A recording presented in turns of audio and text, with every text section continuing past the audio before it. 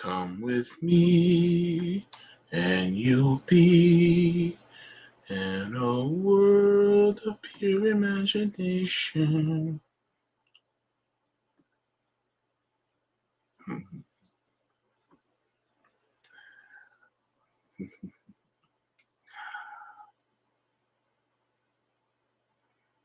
Oh my, welcome to the Jaybefaunt channel. I am your host, James Fauntleroy. It's so good to see you. Yes, I'm a little bit subdued today. Um, so yeah, unfortunately, because of the upcoming hurricane tomorrow, I had dialysis today, so I'm kind of exhausted. So, um, but I wanted to make sure I did this show today because a promise is a promise. And, I would like to, um, I would like to just, make sure that, this action for Assange goes out today. Um, so yeah, and I wanted to make sure that I, did this. And I didn't want to postpone it because, it's going to be it's going to be on October 8th. So yeah.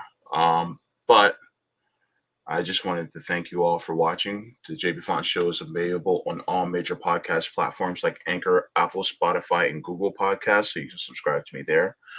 I'm also part of the Revolutionary Blackout Network, so you can find me on the JB Show on Sundays at 1, and you can find me on RBN Live on Tuesdays at 4, and the Savvy and JB Show on Thursdays at 6. Please make sure to give this video a thumbs up, and if you're new to the channel, please make sure to smash down the subscribe button.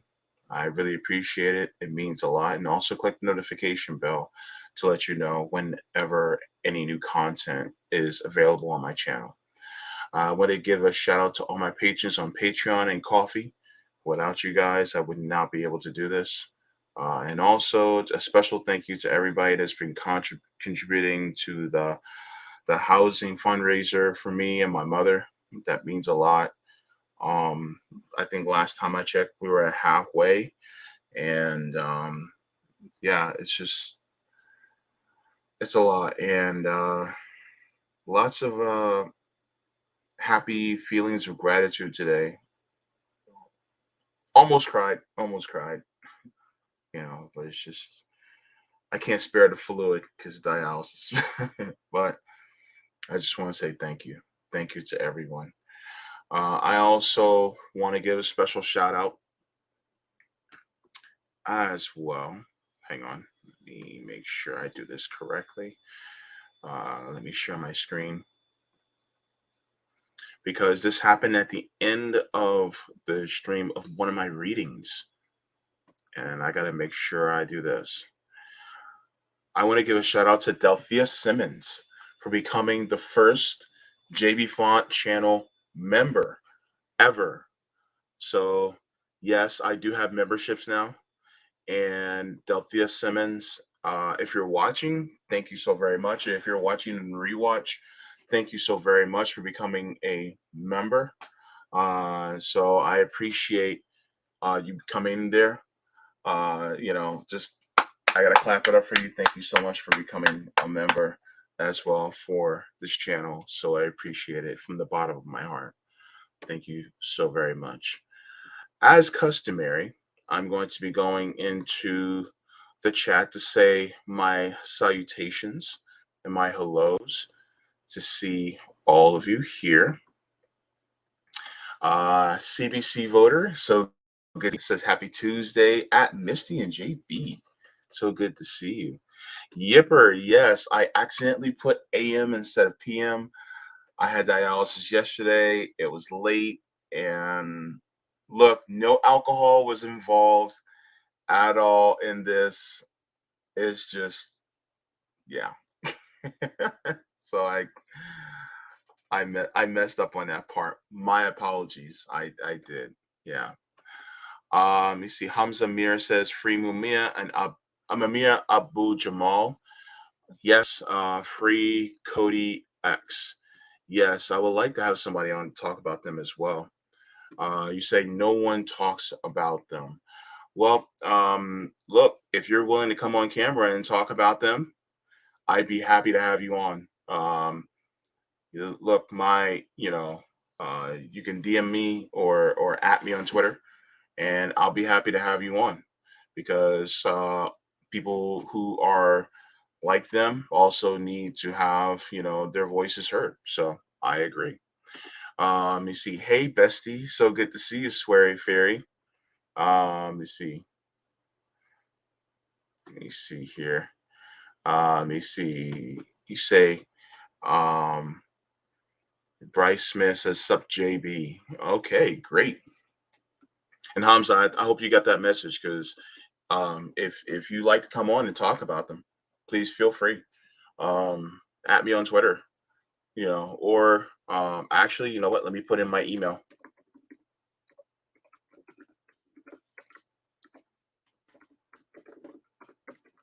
There's my email. Go ahead and shoot me an email so we can talk about Mumia as well as Cody X. So there's just a couple things out of the way. Oh, hello, David Bryant. So good to see you. Solidarity. Hope you don't get nothing too bad from Hurricane Ian. Well, hopefully not, but hopefully, uh, hopefully it's just a puff of wind. But in times past, as we know, these things are not just a puff of wind. I do expect debris to be all over. I also expect power outage. So we're prepping for that. I'm hoping for no loss of life and no big damage, but with a storm that's hitting the coast at a Category 4, you just have to brace for impact because it's about to be a big hit. So unfortunately, that's what's about to happen. And by the time it hits Central Florida, where I'm at, it'll be a Category 3. So this is a pretty strong one. This is a big boy. So unfortunately, that Big Mad Crab is also in the chat. Says freedom isn't free. Yes, yes. Sometimes blood, sweat, and tears are what cost for freedom. And Big Mad Crab continues, says prayers go out to you and your surgery, my dude. Oh, I didn't have surgery, but I had dialysis. But thank you. I appreciate the sentiment. Ty says they're probably going to point this one at Texas. We live in the age of weather modification. There's a lot of things that might be able to be done. I'm not sure, but who knows? Terry says, "Hi, fam." So good to see you as well. Let me see. So my guest is a little early.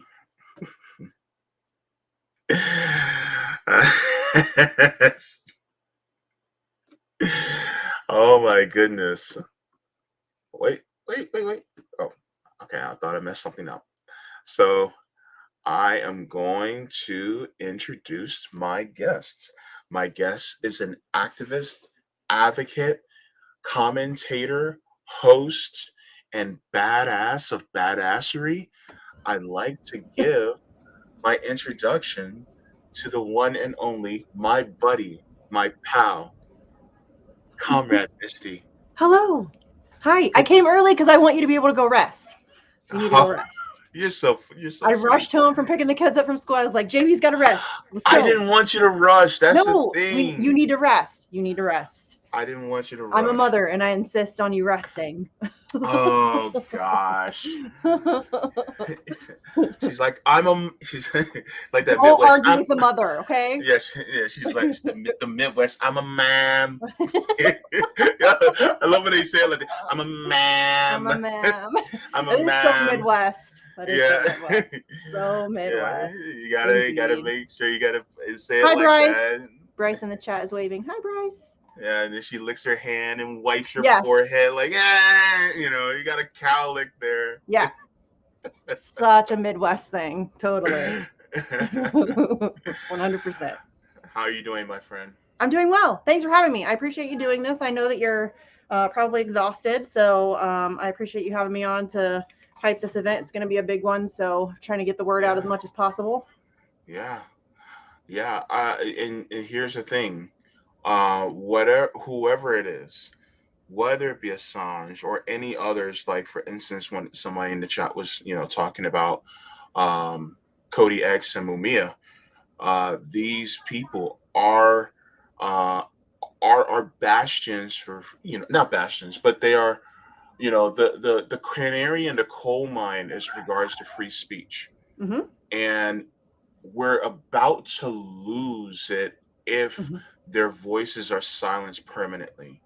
Yeah. And a lot of people who watch me, they watch RBN, they watch MCSC, they watch the Indie News Network, they know already about the importance of Assange. But can you tell us about this event and what it means to you? Well, the reason why I think Assange is kind of the front line is because this will be the first time a journalist is charged under the Espionage Act. He's a foreign journalist, meaning he's not an American citizen, and yet he's being charged under the American Espionage Act while being afforded none of the protections of the First Amendment. And you just mentioned that, like, it's really important that we protect these people who have, with great courage, exposed a lot of the crimes and corruption of empire. But this is a big one, because if they're able to do this, this sets a precedent, a historic precedent moving forward. That means it really does destroy press freedom. It destroys free speech, period. And that's why, to me, this is kind of the biggest case that's happening right now. To me, this is the most singularly most important court case on press freedom in history. I don't think that there's any question about it. And yeah, all of those other people need more attention. They don't get enough attention. Leonard Peltier doesn't get enough attention. Daniel Hale doesn't get enough attention. Reality Winner doesn't get enough attention. There are lots of people who don't get enough attention. I invite people to talk about them more. Please do, but feel free. I can only do so much. So I mean, I only have so many hours in my day. I'm very busy. So yeah, but the Assange thing, I think that this is a big one because of the precedent that it sets, and the kind of I mean, this really is it. This is kind of I liken it to the front line to all of the other fights that we're facing, because we can't fight for anything if we can't talk about it, if we can't, give out information, educate ourselves and others, have conversations, and we're very quickly losing the ability to do those things. So the October 8th event started with the London crew. They decided that they were going to do an event. They wanted to try to surround Parliament, create a human chain around Parliament. And as is often the case in the Assange world, when one group starts an event, somebody else will say, okay, well, hey, we'll do one too. And then it's somebody else, well, hey, we'll do one too. And then it snowballs. And so it has since become a global event. There are events happening all across the world. And I kind of kickstarted the DC event. So it's Saturday, October 8th from 12 to 3 at the DOJ. And we are going to do a solidarity display of surrounding the Department of Justice. That's really, I mean, that's ground zero, right? The Department of Justice, that's where the charges lie. So we're going to try to surround the DOJ. And we have an amazing host of speakers, just a phenomenal list of people coming. And we're trying to get as many people out there, because Assange is a hair's breadth away from being extradited. It's very, very, it could happen at any minute. So this is really a big one. Yeah, in fact, you have a list of the speakers here that I can see. So you have Ben Cohen from Ben and Jerry's that I can see, which is, you got the ice cream guy.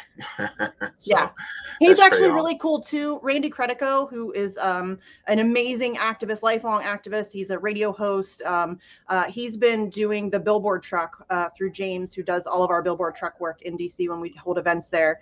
And Ben Cohen actually reached out to Randy and offered to match all donations towards Oh the wow. billboard truck so that he's in week 8 now. He's been on the streets for 8 weeks in DC. And they're going to Wow. try to keep that truck in the streets for as long as possible. And Ben Cohen is really helping out with that financially. Wow. Okay. You also have Chris Hedges, who will also be there. Much respect to Chris Hedges. And Dan Cohen. I'm not too familiar with him. He's amazing. He's so fantastic. He did a documentary with Max Blumenthal on Israel. He has a new documentary on Haiti coming out. Okay. It's very soon. It should be coming out. He does work for Mint Press News. He's a phenomenal independent journalist who's DC based, and he has been such a support. He comes to almost all of our events. If he's in town and we're doing something, he comes out. So he's fantastic. Perfect. Perfect. Dave DeCamp. Another amazing independent journalist, does work for antiwar.com. Just started a new show called Anti-War News. And Nice. he's a fantastic, he does a lot of foreign policy journalism, and he's great. Perfect. Perfect. Eliza Blue. I love her. Yeah. I love her. Yeah. I'm not too familiar with her. At She first I is a human trafficking survivor, and okay. is since become an advocate for other survivors. She does a lot of work. She goes straight at the CIA. She, in Okay. fact, reached out to the CIA for comment on their Okay. human trafficking problem. She's gone Wow. right at the UN and addressed their human trafficking problem. She's very Wow. ballsy. I love her so much. She actually just wrote a piece on Assange recently. She's only really just started to become aware of the Assange case, but what I love about her is that she gets it. She Got it. understands how what's happening to Assange affects Hmm. her work and what she does with Yeah. survivors, because she understands that if survivors of human trafficking aren't able to speak out and call attention to their oppressors and to the people who have Yeah. held them, then Yeah. that's a really big problem. So I love people that are able to make those connections, and she is brilliant at Yeah. that. Yeah. At first I thought that was Rose McGowan.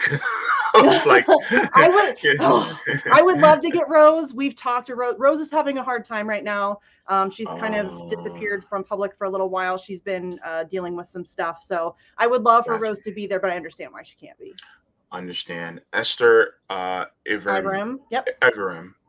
Yeah, she's an Okay. author and a journalist, I believe. I'm not super familiar with her, but the DC group speaks very highly of her. So I'm very, very, very excited to get to hear her speak. Well, she wants to speak out, for free speech. So She's okay in my book. yeah, that's okay in my book. Of course, we have Garland Nixon, friend to RBN. I haven't had him on the show. I haven't had the pleasure of having him on the show, but I've seen some of his work. He does really good work as well. He's a very big proponent of free speech that I know of. Yes, he's great. James James Bovard. James Bovard Um, is a libertarian author and political commentator. He has written on the Assange case quite frequently. I really wanted to make a concentrated effort to kind of reach out to people who are outside the leftist bubble. So gotcha. we really like in getting Eliza Blue and getting James Bovard and getting Dave DeCamp. We were really trying, and I would honestly love if there were more people, because the rest of it is kind of center left to leftist Hmm. kind of area. And I would love to have more people from the right there. I did try to reach out. I don't have a lot of connections. I'm working on building those relationships. I've been doing that for a couple years now.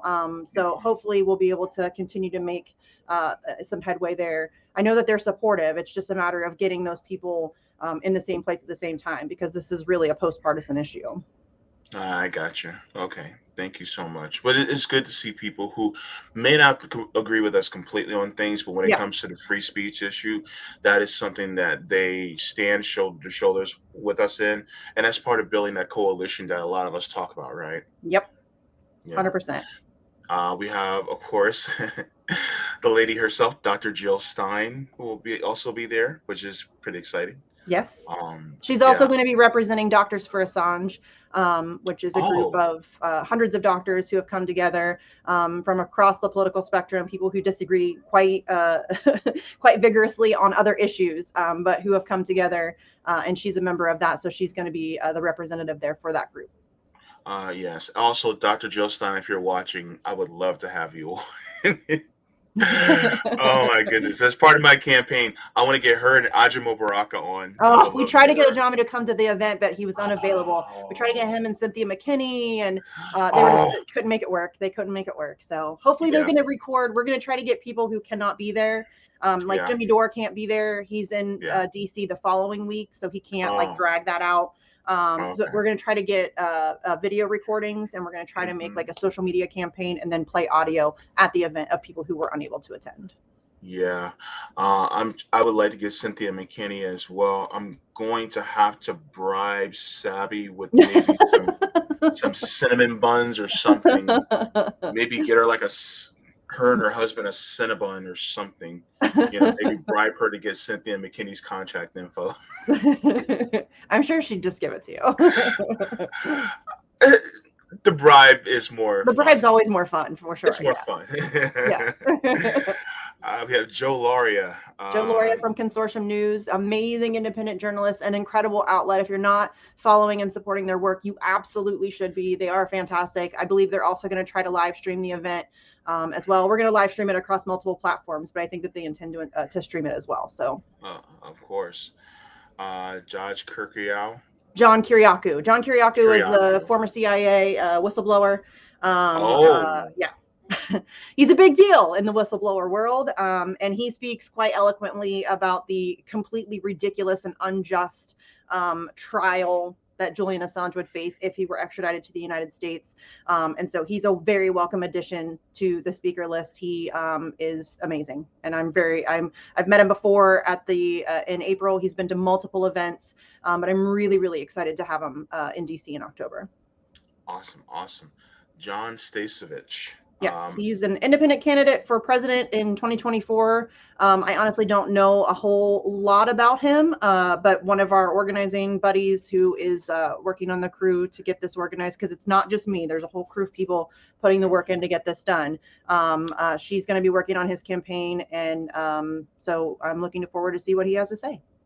I actually interviewed him on my channel, so and Savvy's had him on, so it's a good look at his policies. He has a lot of good policies. I'm going to be honest with you, a lot of really worthwhile ones. You know how I feel about electoral politics, and so I was a little like, but I I won't understand. turn. I mean, I'm not going to turn somebody away simply because they're running for office or are a politician. I mean, I would be a hypocrite if I did that, because I say all the time, I don't care who you are, who you voted for, what party you belong to. If you want to fight for the future of press freedom, welcome aboard. And so he's willing to do that. So welcome aboard. Gotcha. Okay. Then we have Kevin. Kevin Gostola. Guess it's Stola. Kevin Gostola is probably the premier journalist in terms of the Assange case he's been following, and for that matter, before that, the Chelsea Manning trial and hearings and all of that stuff. He has been on the ground of both of those situations and covers a lot of whistleblower news and things like that. So he runs The Dissenter as well as shadowproof.com. And he is an excellent independent journalist, and it wouldn't make sense to not have him there. He is really one of the top journalist who's been covering the Assange case. Nice. Okay. Marsha Coleman Adebayo. Adebayo. Yes. Another author, journalist, whistleblower. I'm really excited to have as many whistleblowers as we have in the lineup, because I think that that's obviously very important. Mm-hmm. Yeah. Reverend Annie Chambers. Reverend Annie. What a fireball she is, my love. My goodness. Yeah. She's amazing. Yeah. She's a Black Panther lifelong. And by lifelong, I mean lifelong. Like, she's been in the streets since she was like, I don't know, 8 or something crazy. She is just a phenomenal human being, is absolutely relentless, has no give up in her at all. And I am so super excited to have her there in October. I haven't met her in person yet. I've interviewed her, haven't met her in person yet. So I'm very, very excited to meet Reverend Annie Chambers. Yeah. Randy Credico. Already mentioned him a little bit. He's a radio host, lifelong activist. He's been kind of on the forefront of Assange stuff for years now. He hosts Countdown to Freedom, which is a kind of Assange-centered radio program. He brings on the best of the best: John Pilger, Craig Murray, the Shipton, Stella Morris. He's friends with Roger Waters. So yeah, he's amazing. Nice. And I think you guys Sabrina. recognize Sabrina. Who's that? Look, yep, the Cinnabon lover, Sabrina Salvati. I'm so excited she could make it. Um, Yeah, this is exciting. she had me on her show to hype the event, which I'm so appreciative of anybody. You don't even have to have me on. If you hype the show, thank you. Or if you Mhm. hype the event, thank you. So she had me on to hype the event on her show, and she mentioned that when we were scheduling that, she mentioned she might be able to make it, and I was like, my little ears perked up, and I immediately went to the organizing crew, and I'm like, hey, my friend Sabby said she might be able to make it. What do you guys think about making her a speaker? And across the board, it was like, absolutely. And so I reached out to her and I'm like, Yeah, hey, if you're able to make it, what do you think about speaking? And she was like, really? And I'm like, yes. So I'm really Sabi, excited to have Sabby there and have her speak. It'll be great. she's great. She's great. She's a great speaker too. Yeah. All right, and then you have the one and only Steven Dotzinger. Yes. What? Yeah. Amazing Wow, lineup. Amazing amazing lineup. lineup. It's crazy That's a good. that's wonderful. And of course, you're announcing, when more come in. Yes. We're Um, trying to cap it mostly because we do have, I think we're up to like maybe 20 speakers now, and that's our event's only 3 hours. We want to give everybody, enough time to speak and everything. But if mhm, we're trying, like Aaron Matei is possibly going to be able to make it happen. If people cool. are able to make it happen, we will obviously make room. We don't want to make it too much longer. But we would love to. I mean, that's a historic speaker lineup, and so being able to add to that in any way, I think is good. And those are some powerhouse speakers that I think will bring a lot of attention to the cause. Many of them already have brought a lot of attention to the cause. So it really is a great lineup. And again, I cannot take credit for all of this. It's not just me. I have to give full and total credit to the entire organizing crew. I can't name them all because there's a bunch of us. But the both of the New York groups, the Assange New York groups, are helping. The newly formed DC group is helping. The Boston group is helping. It's myself and Andrew, and there's a whole bunch of people behind the scenes who are helping to make all of this happen. So I don't want anybody to be under the impression that it's just me. A lot of people are putting in a lot of hard work trying to make this a really successful event. Yeah, yeah. And this is important because, I mean, look, Julian Assange, I think he's in a prison right now in Belmarsh. Yeah, They're trying to kill him. extradite him. Yes, yes. I mean, Look. No, we have to call it like it is. I yeah. mean, they want him either brought here and dead or there and dead, and that's just it. That's I just the way think they they want prefer it there and dead. I honestly don't think that they want to extradite him because I think that that opens up the floodgates in terms of mainstream press. It's going to be hard for them to continue to ignore it if it's now taking place on U.S. soil. When it's across the ocean, it's a little bit easier for them to kind of try to brush it under the rug. him. I think that the best case scenario for them would be he would die in Belmarsh. And let's not get it twisted. He's not doing well. He had a mini stroke last October. His health has been deteriorating for years. He's been subjected to psychological torture for over a decade.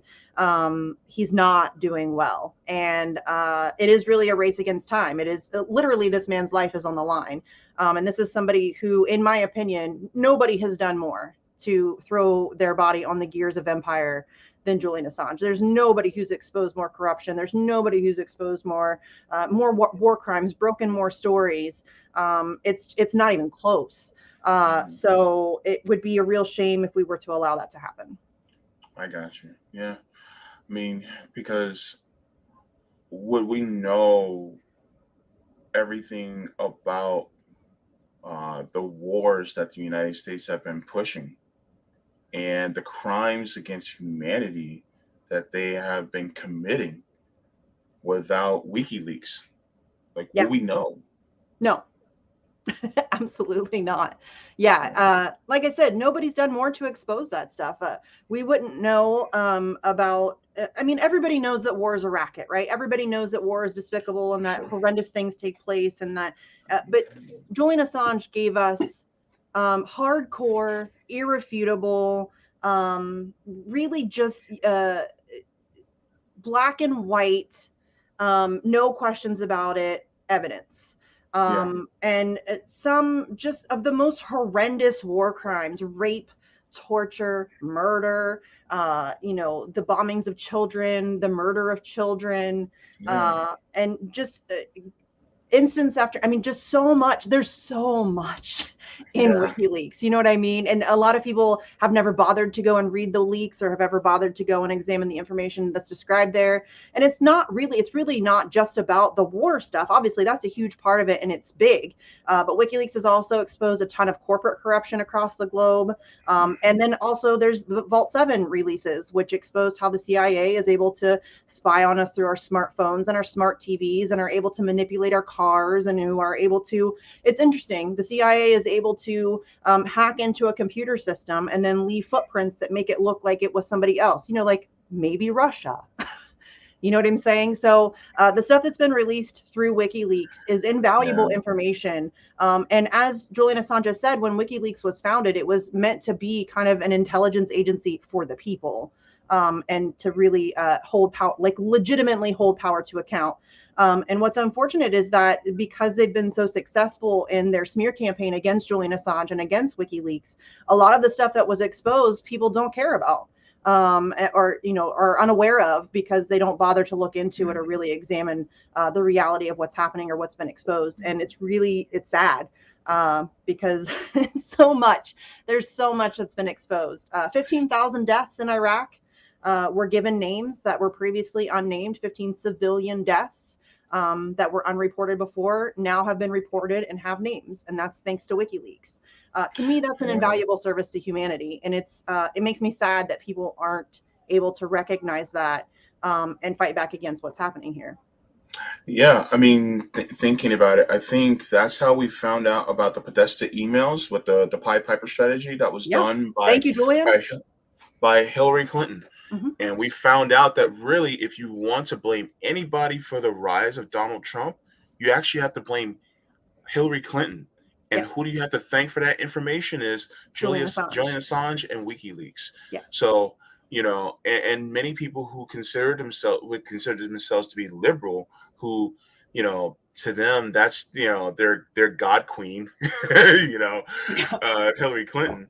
It's like, wait a minute, if they were to just really just sit down and just look inward and look at the actual factual information and see that, look, no, the person that you hate the most, that you have a derangement syndrome against, she's the one that helped put him there. Yes.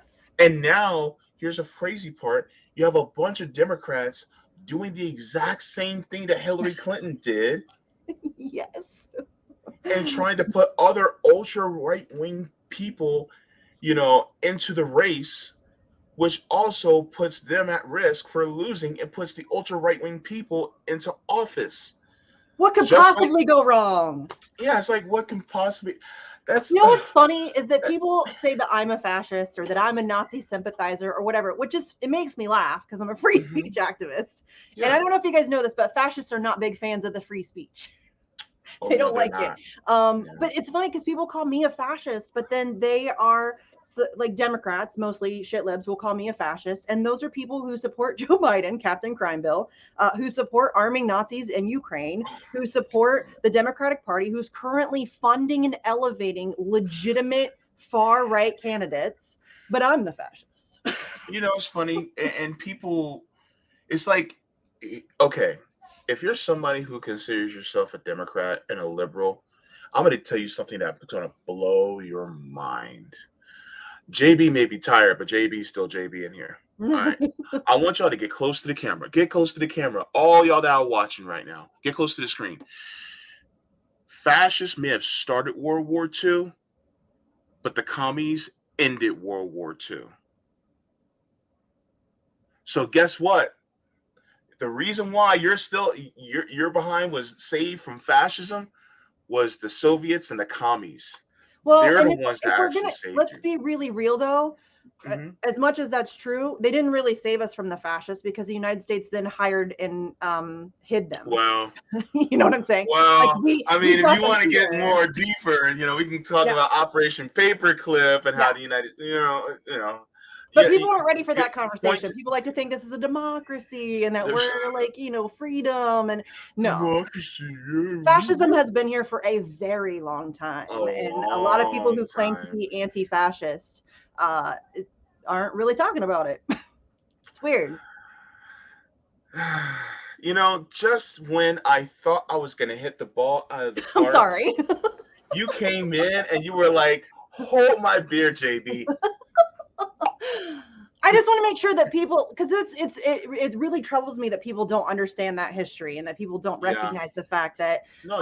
Yeah. the Soviets beat the fascists, sure, but then we snatched them up and hid them and protected them and hired them and put them into positions of power, Yeah. and that's who we are as a country. So Yeah. that needs to be reckoned with, and that means you can't change what you don't acknowledge, and that's a reality that people haven't acknowledged yet. And Yeah. it's very interesting to me because there's this whole like Antifa. Everybody wants to be Antifa, right? But nobody wants to. I mean, there's a whole lot of people who talk about being anti-fascist, but don't talk about what's happening to Julian Assange. Yeah. But, hello. I mean, if you're Antifa, if you're anti-fascist, you should be speaking about what's happening to Julian Assange. Yeah. Period. Yeah. It's like the same people who think that they're Antifa are the same ones that are rooting for the new president elect of Italy. And Yeah. I'm like, are you kidding me? Right? She's a fan of Mussolini. Yeah. And they're And fine with then, arming Nazis in Ukraine. Like that's oh fine my, with them. They're fine that we just another $12 billion. There are people drinking poisoned water in the United States of America. There are people who don't have homes in the United States of America. There are children who go to bed hungry every night in the United States of America. And we're sending another $12 billion to Ukraine, billions. who we know has a heavy sanctioned Nazi presence within their military and their government. And that's a thing that everybody's okay with, all to fight a Yeah. proxy war because of Putin. Like, Yeah. yeah, but Putin's so evil, dude. I'm no Putin fan. People, I get it. Obviously, my Twitter handle is Comrade Misty is Putin's buddy. That's a joke, you guys. I don't like Putin. I don't like any world leaders. You cannot reach that level of power without being a psychopath. I don't like any of them. Period. But what Putin has done, like if you accumulate all of the war crimes and things, horrible things that have no doubt been committed so far in the conflict in Ukraine, you can add all of that up, and that's like a Tuesday for the United States. You Well, really have no room to talk, and it's really interesting to me that people want to finger wag at Vladimir Putin, but never want to hold their own accountable. It's a little no. frustrating. Yeah, you absolutely. And I mean, the fact that, the United States talks about morality. I was just watching a video where, um, oh my goodness, they were talking to I'm sorry, I'm blanking on his name, but he's a well-known Muslim leader. Mm, Uh, I I'm shared shit it at to. names, so I don't know. Yeah, yeah, I'm I'm terrible legitimately at. shit at names. Yeah, I'm terrible at names. I thought I had it in my head, and next thing you know, it just slipped. I'm like, really? Like, It come on, happens all the man. time to me. I hate that. Yeah. But um, I'm trying to see if I can find it. But he was basically saying to a uh, journalist that he was basically like, sit down and be quiet. Don't you dare tell us that we are the moral arbiters of what's right in this world when, the United States has caused the most atrocities Yes. ever. Yes. Here it is. Hate it. It's Uh, so annoying to me. The American exceptionalism, the absolute lack of self awareness that it takes to live in the United States and wag your mhm. finger at literally anybody. We're currently funding a genocide in Yemen. We're funding arming and training for a genocide in Yemen. We're buddies with Israel as they wipe out Palestinians. We're Yeah, currently occupying Syria and stealing their oil, but we want to finger wag at Vladimir Putin. We have no moral yeah. high ground whatsoever. Zero, none, none. Oh, you're gonna love this speech here. I'm gonna show you this. You're gonna be cheering in the background. You're gonna love it. Oh my Oh, goal, yeah. my goal in life is to make Misty happy. Oh All man, you have take to a do is be JB. That makes me happy. Aw, thank you. Thank you. Let's go. You go to Nigeria, which is, if not the most corrupt nation in Africa, and it is, it could be Oh, don't do that to me. Buffering. the most corrupt nation in the world, Minister Farrakhan. Oh, now, Let's Mr. Farrakhan. Wallace. It is the most corrupt nation that I have ever covered.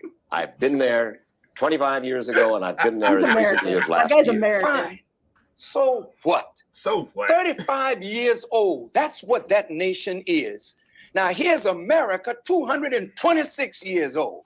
You love democracy, but there in Africa, you're trying to force these people into a system of government that you just have accepted. 30 years ago, black folk got the right to vote. You're not in any moral position to tell anybody how corrupt they are. You should be quiet.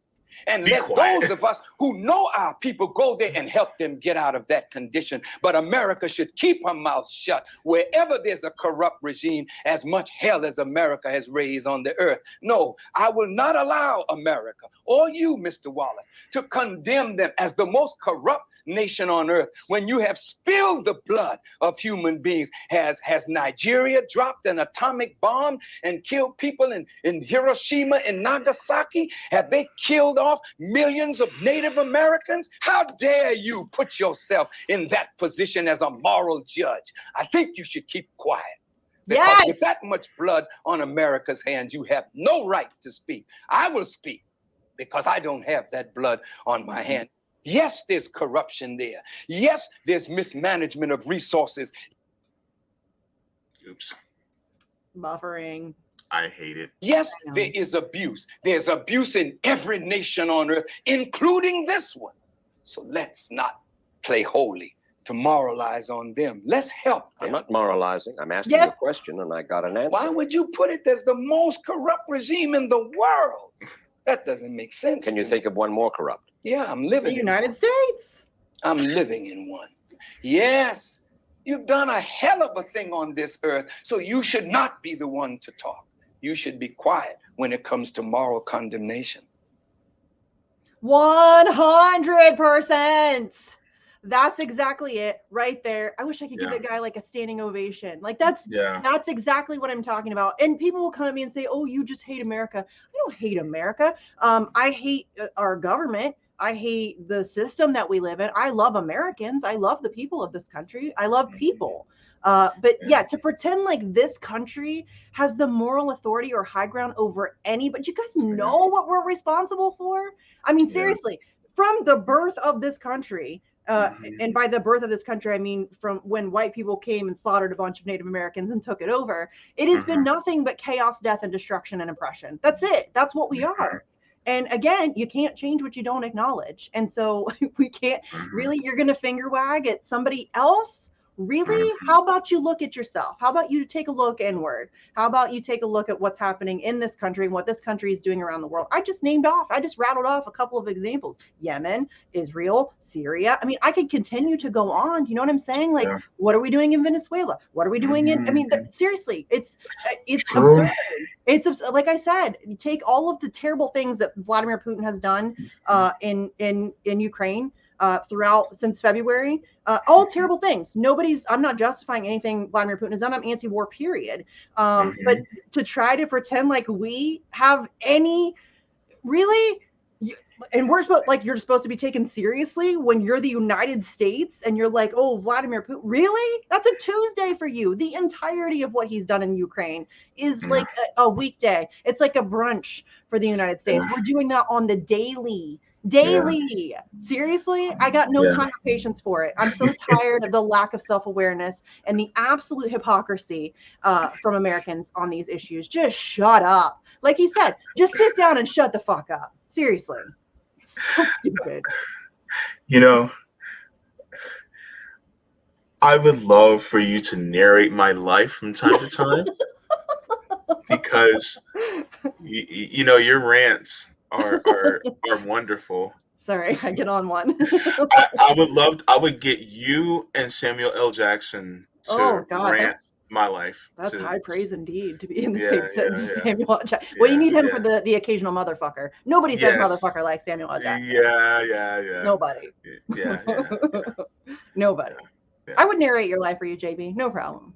Thank you. No problem at all. But that clip reminded me of I don't know, maybe about a year ago, the president of Azerbaijan was being interviewed by some turd from the BBC, and they were trying to lecture him about the way that he treats journalists. And he's like, really? Where's Julian Assange right now? What, can you tell me, where is Julian Assange right now? You want to lecture me about the way we treat journalists while you're torturing Julian Assange in your country right now? And that's what I'm saying. Like the complete lack of self-awareness and the just like self-important just bullshit from these Western countries thinking that they're the, you know, the moral arbiters of the world and that you have some really just again just shut the fuck up. But is it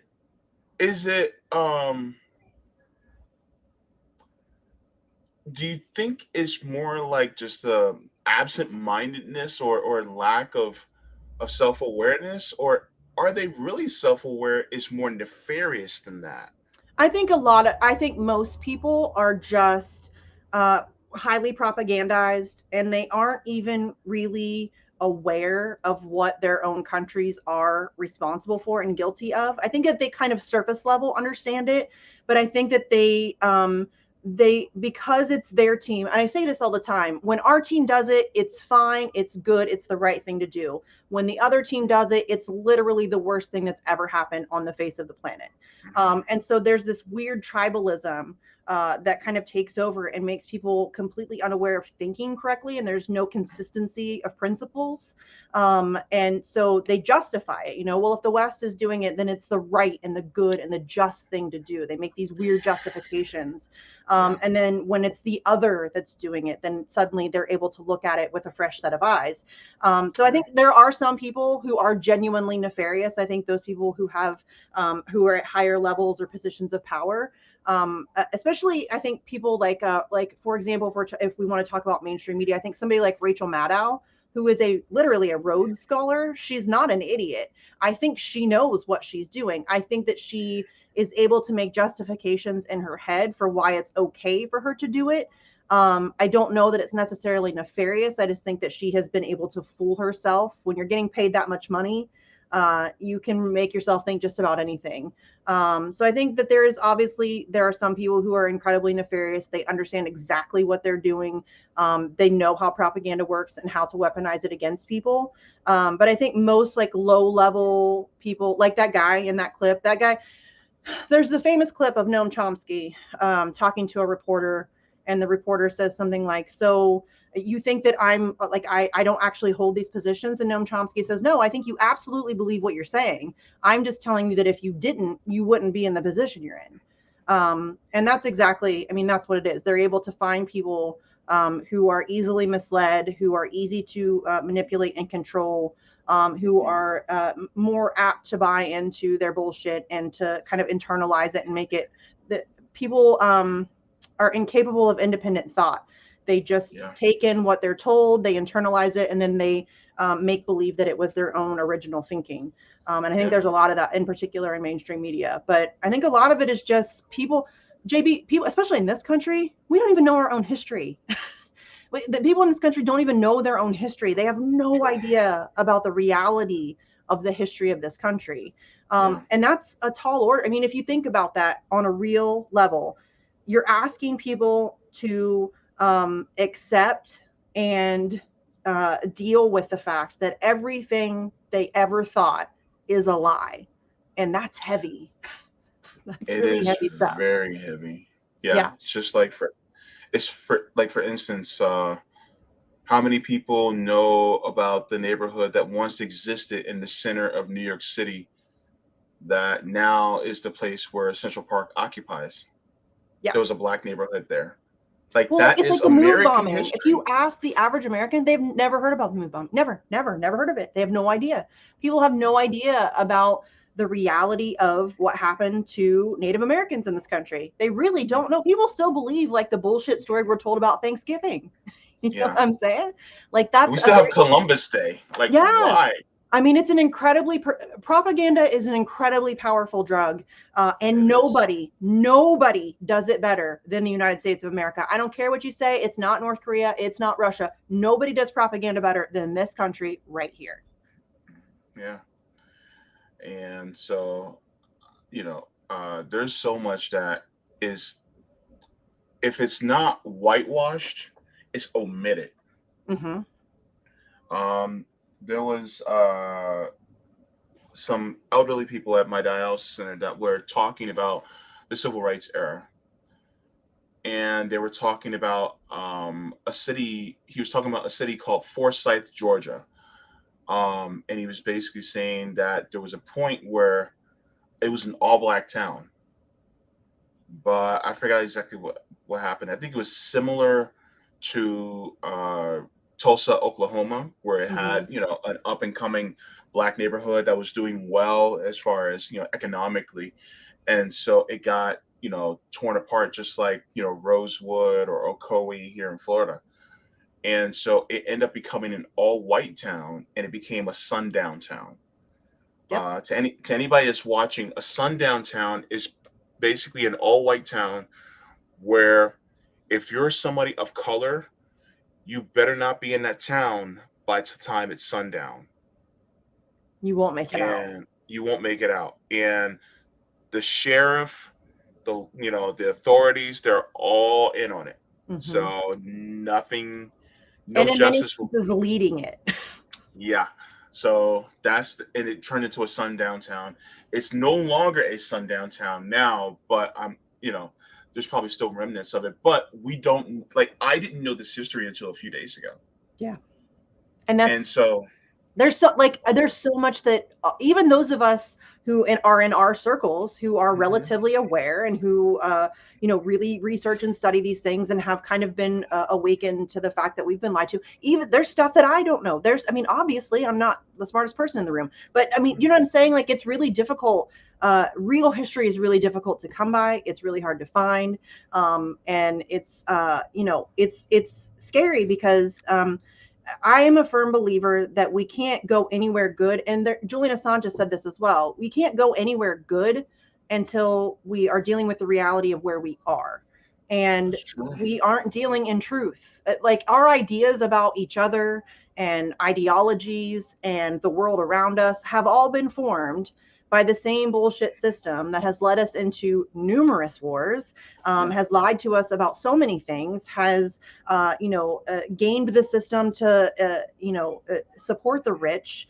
And so we're all, that's what makes it so frustrating when people are so willing to isolate themselves into their ideological bubbles and then create this idea of that's why I hate labels. Because if you hear the word libertarian, that might mean one thing to me, a different thing to you, a different thing to somebody else, and so if you label somebody as that, it's almost like you're dismissing them without ever actually getting to know their actual opinions, or who they are, what they stand for. Yeah. And that's why I don't like dealing in labels. I don't care about labels. I want to know who you are. I want to know what you think based on each issue.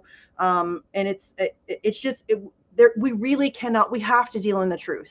And we don't really have truth, but we're very, very close to losing any tiny semblance that we may have left.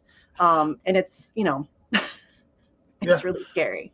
Well, I mean, this really speaks to the importance of, journalists like Julian Assange, because once they reveal that objective truth of what the country has been doing, what the corporations have been doing, that means that now that we all collectively know it, that means it's also going to go into the history books. Yeah. Meaning people are going to know, oh, this is the BS that you guys were doing back then. It's not as sugar-coated as they would like for it to be. Well, and what makes what WikiLeaks does, in my opinion, so valuable, and I realize I'm probably a little bit biased because this is kind of what I do. It's, my thing or whatever, but I think it's objectively true. I think that what makes WikiLeaks what they do so valuable and the model of journalism that they created is that it isn't, it's not like, opinion. There's no conjecture. It's not like a talking head yelling at another talking head. It's not, some opinion piece where somebody, you know what I mean? It is 100% verifiable source documentation. It is just the truth in black and white. Here it is. You read this, you decide what it means and where to go from here. That revolutionized journalism. It is legitimately just source documentation. It is just the emails. It is just the cables. It is just the whatever it is. It is just black and white facts. And then we can read it and we can collectively kind of figure out what it means and how it applies to different things and where we go from here. And to me, that's invaluable. I mean, that is something that should be what journalism is. Journalism should be about objective fact. And that is what WikiLeaks has offered. And let's just point it out again, they've never gotten it wrong. WikiLeaks has never, not one time, had to retract a single word that they have ever published. Find me another news organization with that kind of record. Doesn't exist. Yeah. I mean, they just put it out there for everybody, which is, I honestly used to wonder, like, why don't we just do this? And then, somebody would say, well, we can't know all the government secrets because we know all the government secrets, then that means it's going to make us less safe. And it's like, well, bullshit. The government makes us less safe. The things that they're doing clearly are making us less safe.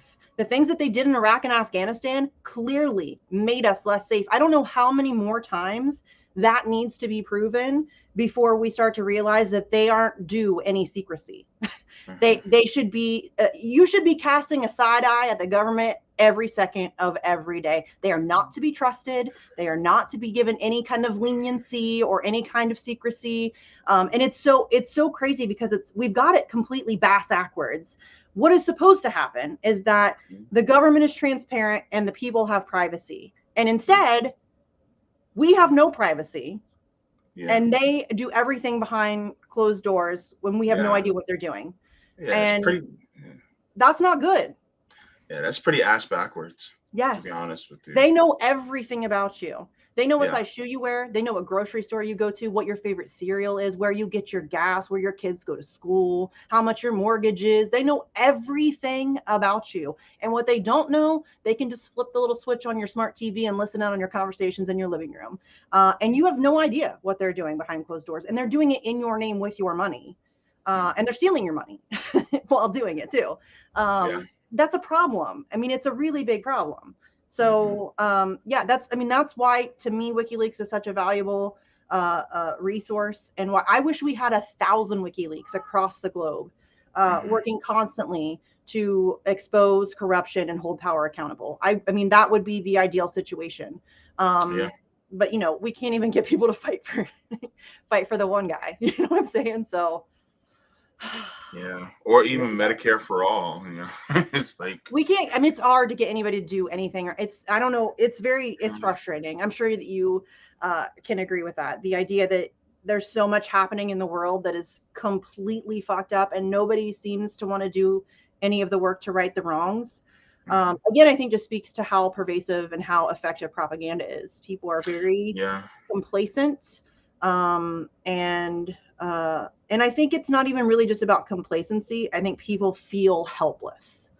And so they've been rendered powerless because they don't even know where to start. And I get that.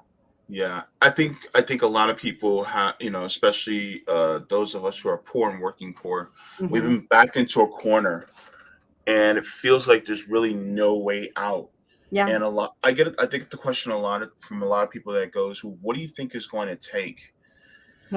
And I honestly said, to the point where they have absolutely nothing to lose, to the point where they feel like they're going to die if they don't get a bite to eat, or they don't go to die if they don't get their next drink of water. I feel like, honestly, it's going to get to a point where people lose a lot, and then the remnant of everybody that has still survived is going to rise up. Honestly, and it sounds very dismal coming from me. That's true. But that's just honestly how I feel. And it's like the only way I'm like, the more Rome talks, the more I'm like, yeah, that's the only way. It's sad because it didn't have to be like that. It really didn't. It didn't. But I think that you're absolutely right, and it's very unfortunate because a lot of people are going to suffer a whole lot, and a lot of people are going to die. A lot of It's people are going to harsh. get hurt. Yeah. It's gonna. I don't think people are really even able to comprehend how bad it's going to get. And I don't mean to be all doom and gloom. I really don't. I wish that I had a better, a better outlook on this. But it's just reality. I mean, if you look at look at how quickly Hmm. things are disintegrating around us, and Hmm. there's no sign of it slowing up. And but it really doesn't have to be like this. I wish that it wouldn't take it getting to that point before people realized what was going on and started to fight back. But unfortunately, that's just historically, that's Hmm. what it takes. And it sucks. And, we've never seen an empire this size fall before. Uh, I don't even know No. what that's going to look like. That's going to be, Oh, wow. yeah, it's going to be bad. And listen, let's not kid ourselves. The American empire is failing. It is going to fail. We are past the point of no return. There is no righting this ship anymore. And it's going to be bad. I mean, that's just reality. I think it's going to be bad. Really, really bad. Like if people Yeah. think it's bad now, you ain't seen nothing yet. Yeah. It's like a machine that's making everyone sick and killing them, and it's within a vicinity of a bunch of people, and it explodes. Yeah. Yes, when it after it explodes, it'll be gone, and it can't, make any more people sick. But on its way out, it's taking a bunch of people with it, Yeah. and that's honestly that's my just hard, honest truth. And my thing is, I feel like we're, the work that we're doing is at a point we're trying to minimize the amount of casualties. Yeah. You know, Yes. It's damage control. yeah, It's just, I mean, that's crazy because I don't even know, like, I often feel incredibly, because I'm just one, like, what am I supposed to do? What am yeah, I supposed to I do? You know what got I you. mean? Like, I'm like trying to like stock up on medical supplies. I'm going to try to figure out how to grow food because I do have some land. So I suck at plants though. Like, there's stuff that we can all do, but it seems so overwhelming. It is. And that's why I get why people are kind of frozen right now in their tracks, because it's when you legitimately take a look at what we're up against, holy shit. You know what I mean? Like, it's crazy. So yeah, I mean, that's people are always all that, like, I can't tell you the number of times, why do you even care? They're not going to let Julian Assange out of jail, blah, blah, blah. And I'm like, well, I mean, I have two options. I can just lay down and die, or I can Yeah, fight back. And I'm yeah. not like a lay down and die kind of a person. So I'm going to fight back. Hmm. And whatever your thing is that you want to fight for, mine happens to be for press freedom, free speech, Julian Assange, because I feel like that's the front line. If we're going to fight any of the other fights, we need to have the ability to speak. But whatever it is, just fight for something. The more Hmm. people we have fighting, the better. The more of those kind of, the more community that we build is better. And that's why I advocate so heavily for having those conversations with people you don't agree with. I may not agree with you on everything, you know what I Yeah, mean, but we're going to need each other. You know what I mean? We're going to need each other. yeah. So yeah, we can have some disagreements about some things. And here come the people like, see, she wants to work with Nazis. Y'all, there's a whole lot of people in between Bernie Sanders and actual Nazis. A lot of Hmm. people. There's a whole lot of people in there you could be talking to who agree with Hmm. you on a lot of things. Like, I live in small town Ohio, surrounded by a bunch of Trump people, and they agree with me on a lot of things like healthcare, and you know what I'm saying? Like, there's a lot of stuff that we agree on, or we agree on the end game. Maybe we disagree about how to get there or whatever. But we can't even really have those disagreements until we deal with the system that is designed to kill us all. Yeah. I You mean, know? look, I, and I'm gonna pop my head in for RBN Live for a little bit, but one of the stories that just came out was about the family codes that were just voted on in Cuba.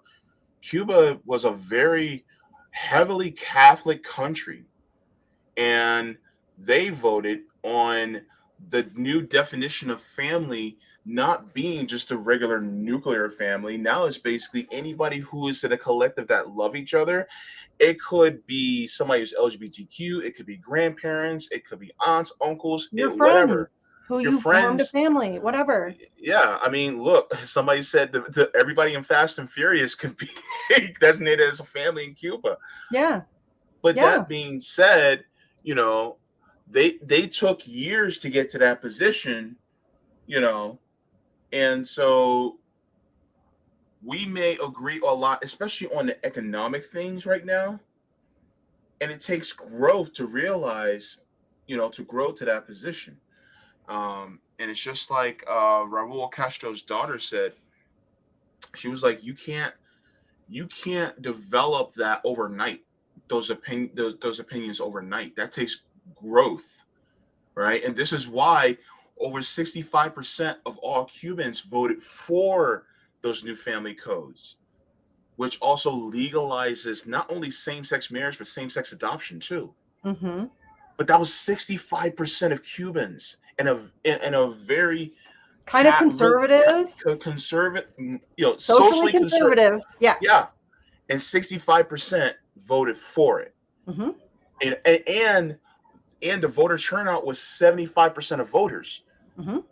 How Oh, many they had times? great voter turnout. Yeah, amazing voter turnout compared Yeah. to us.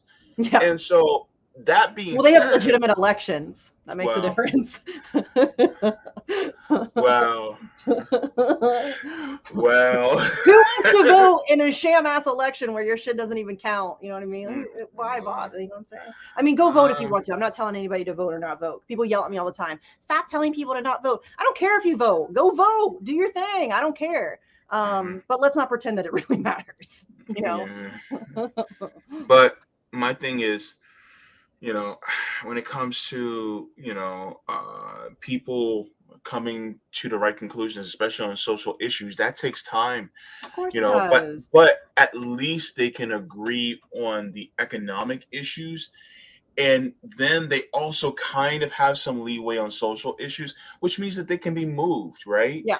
But the thing is that unfortunately, what's going on in our country right now that we can see is that a lot of the social issues are driven by the economic issues, because a lot of people are blaming other powerless people for their ills instead of the people who are the oppressor.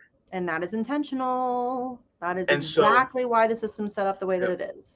And one thing that people need to realize is that the people who you're blaming, and whether it's homophobic, xenophobic, racist, whatever those things that you have, whether it be covert or overt, you're being manipulated Mhm. by the powerful to hate people who have as much power as you.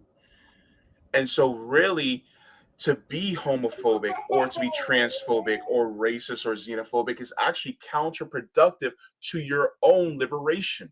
And that's what people need to realize. And so hopefully, and yes, I'm Islamophobic too. I count that too, definitely. But it's counterproductive to your liberation.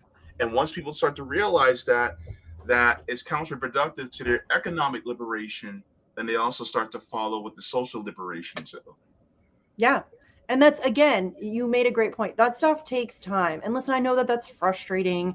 And somebody just said, what happens if I see a woman or a queer getting harassed? You step in. Obviously, you step in. I mean, it's no different than when I'm talking to, my average everyday Trump voter and they're casually racist. I call it out every time. But that doesn't mean that, that's going to be most people are genuinely just hardworking people. They're trying to get through their lives. They're trying to provide for their families. They may have been propagandized against different things and different people than you have been. And that's something that we have. That's what we're up against. I mean, that really, Rome talks about it all the time. We have to also use propaganda. Like we have to combat that. We have to get on the offensive instead of constantly being on the defense. But I mean, there's so telling of the left, because they're the kind of ideological, like they like to isolate themselves into their bubbles, but there's a lot of hypocrisy around it because they talk about free Palestine, but then when somebody points out that Palestinians are not exactly friendly to gay people, they're like, they don't know what to do, and that's a reality. But that doesn't, that to me, that doesn't change the fact that Palestine should be free. They should be getting killed or oppressed. And at some point, I would like for them to change their views on that issue. I also know that as a white Western woman, I have no business telling them that that's something that they have to do. They need to reach that on their own. It's not my job to go in there and tell them how they have to think. But yeah, there's a lot of hypocrisy in that. Like they shut down their neighbors because their neighbors may have some, views that they disagree with. But then it's just, again, it's a lack of consistency of principles, and it's very frustrating. Yeah. And so I think this is one of the reasons why it's good that you're doing this action, because really it is pushing towards free speech that we really just don't take into consideration. You have a lot of people who don't realize how dangerously close we are to losing it. Yeah. So hang on. So Gato says, I'm literally asking RBN peeps who don't want to be cut off from RBN work when shit caves in. The only safe options I have would be backwoods isolation. I want the RBN. Look. Look. Yeah. Yeah. Look, and yeah, I would party with you, so Gato. But yeah, I mean, listen, that, like, we're laughing, but that's not far off from, I mean, that's something that people need to start pondering. How are you going to keep yourself safe? Yeah. How are you going to, somebody mentioned earlier, you have land, so you're once, and I'm fully aware of the fact that gives me an advantage. Yeah. I'm not unaware of that. Yeah. There are a lot of people who live in apartments who, like, obviously I'm a step ahead of the game there for sure. I get that. That's why I think it's important for everybody to find the things that they can do.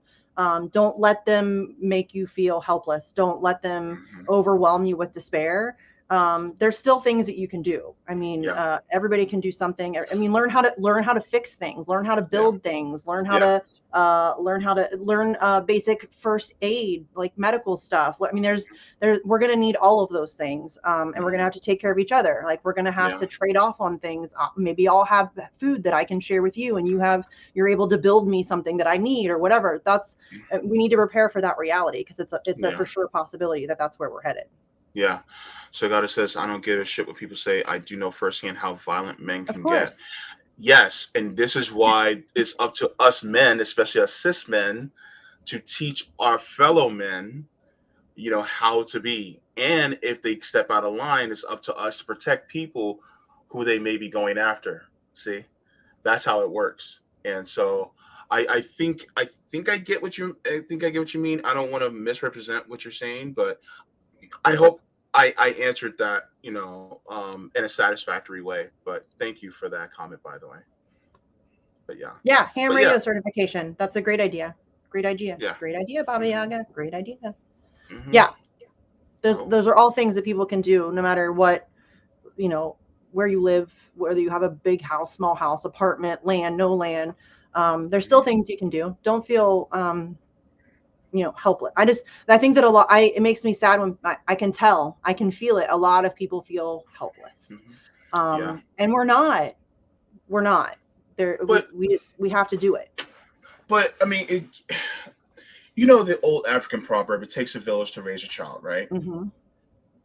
Well, really, doesn't it take an entire village to help take care of one another? Yes. And I mean, taking care of one another isn't just material. It's also, it's also mental. It's also emotional too. And I think that's something that it needs to be pushed more, is that we also help each other as far as, our mental health and how we treat one another. and how we deal with one another, because this system really wants us to be at each other's throats Yes. constantly.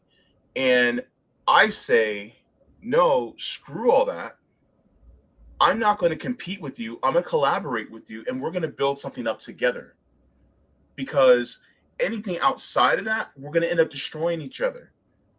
And what good is that going to do for any one of us? And so None. that's honestly how I That's feel. doing the work of empire. That's exactly I mean, come on, y'all. That we're destroying each other rather than them have to do it. I mean, that's a dream for them. They love it when we fight amongst ourselves. They love it when we're arguing over some dumb shit that means nothing. I mean, how many times has there been just some completely ridiculous bullshit trending on Twitter or on social media or on the news for like 2 weeks straight that means absolutely nothing, that benefits or impacts no one's life? And yet that's the topic of conversation, and it makes everybody fight amongst each other, and that's exactly what they want. They want you to destroy your neighbor. I'm here to tell you that your neighbor is not your enemy. And again, that's not to say that you're going to get along with all of your neighbors, that you're going to be friends. I'm not saying you have to like go to dinner with them, vacation with them, have play dates with their kids. But your neighbor is not your enemy. Your enemy wears a $5,000 suit and sits in a boardroom. Okay. That's reality. So yes, we have disagreements. There are bad people. I don't like all of my neighbors. There are some of them who are genuinely repulsive. But they have no power over my life. They're not legislating things that make my life more difficult, or that are impoverishing people, or those aren't those people. You know what I mean? The kind of chill neighbors that have really good dogs and cats, you can arrange play dates for their dogs and cats, though. Yeah. Although cats aren't really play date kind of. Cats don't give a shit. Cats are assholes. I can say that because I have a lot of cats, and each one of them is an asshole. Like the cats, because they're, oh, so you brought a new person to worship me. Lovely. Exactly. That's exactly it. Yeah. Cats are assholes. I love my cats. Yeah. Look, you can be an asshole with a big heart. Trust me, I know a few. That defines me.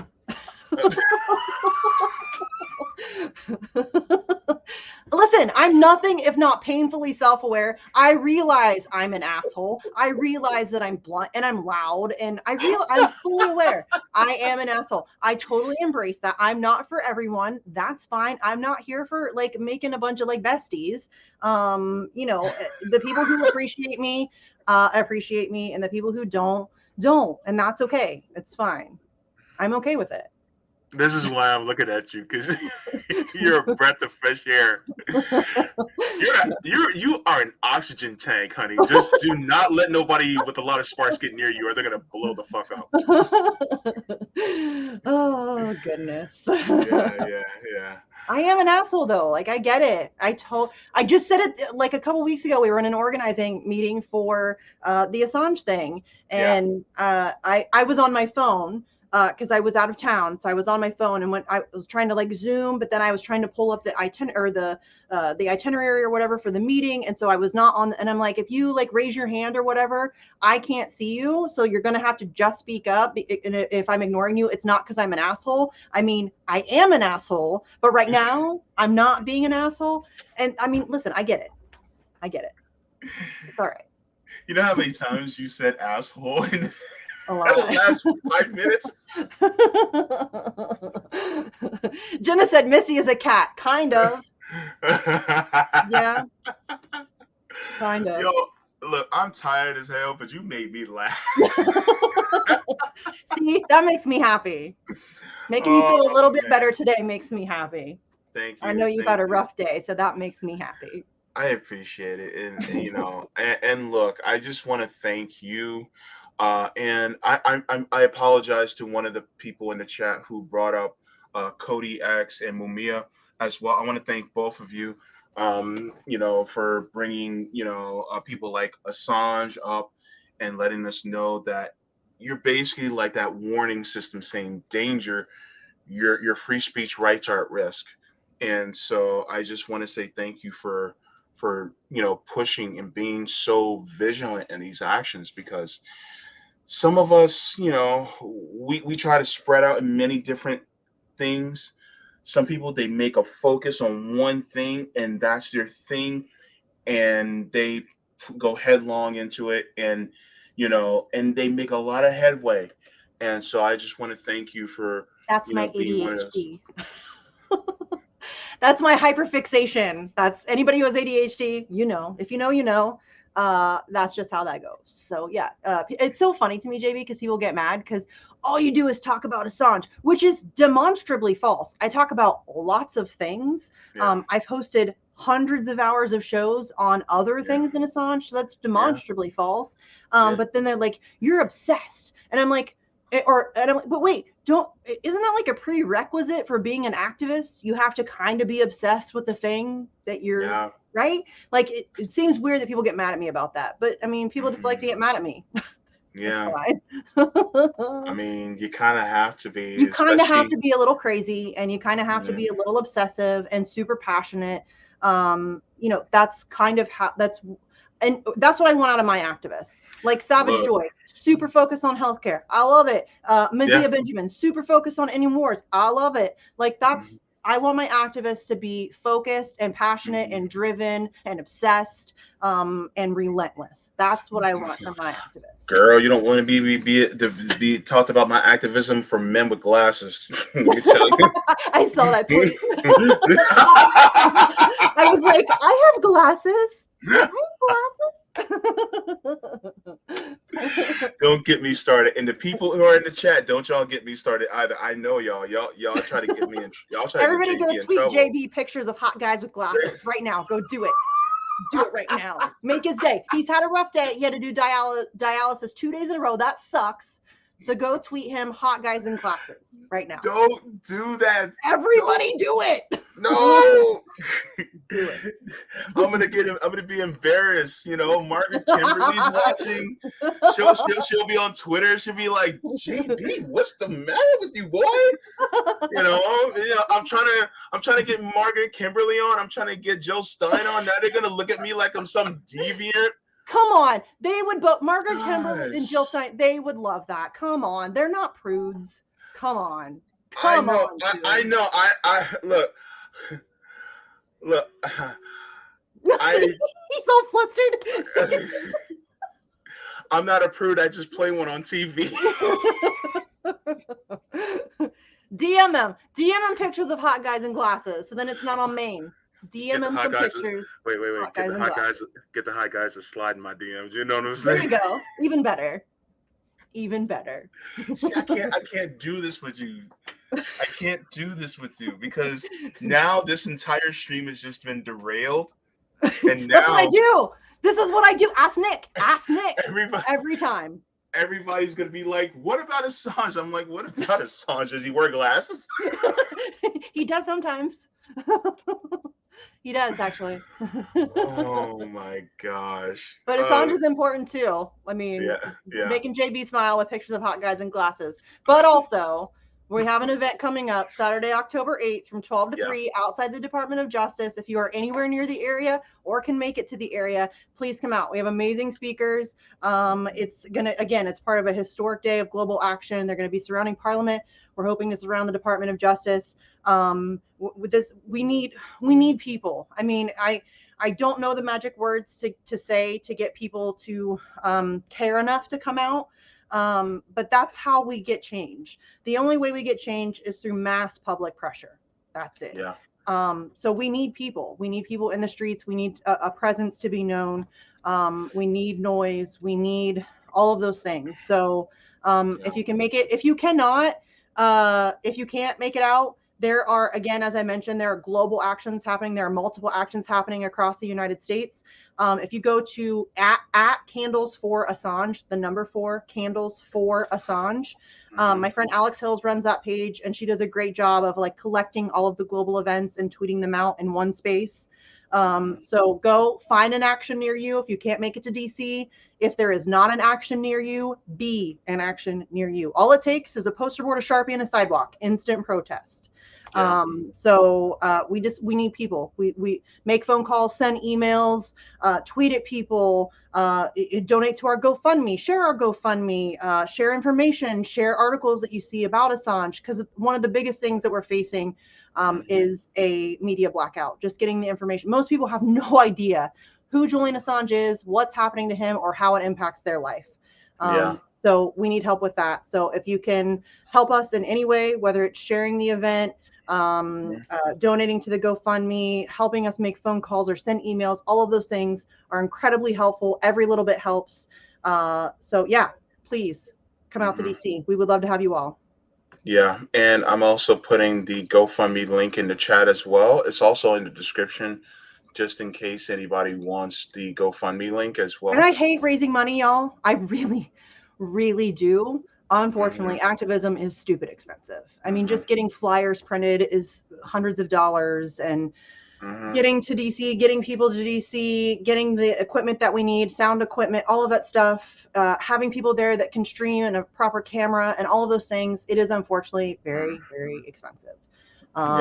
So yeah, if you can help us out financially, great. I understand if you can't. Everybody's having a hard time right now. Sharing the GoFundMe link is very helpful, or just helping us by tweets, emails, making phone calls, all of those things. Very helpful. Yeah. Yeah. Thank you so very much. Yeah. You Thanks know, for having me. yeah, and I just love you. I love you too. Yeah. I So love you. You know I do. And yeah. you need to go rest though, for real. I know you're gonna stop on RBN Live, but you need to go rest too. Yeah. Mama Yeah, said definitely. so. Okay. All right. All right. Okay. All right. All right, everybody. Thank you so very much for joining. Please make sure to like the stream if you haven't already. Thanks again to everybody that's in the chat. To anybody who I missed to say my hellos to. Love you all, and I'll catch you guys on the next one. Thank you so very much for being here. Please make sure to water your plants, water yourselves, lead the world better than you found it. Smoke them if you got them, drink them if you got them. If you ain't got them, just laugh and just enjoy your life, because joy is revolutionary. And make sure to uphold free speech. Forehead kisses. Mwah.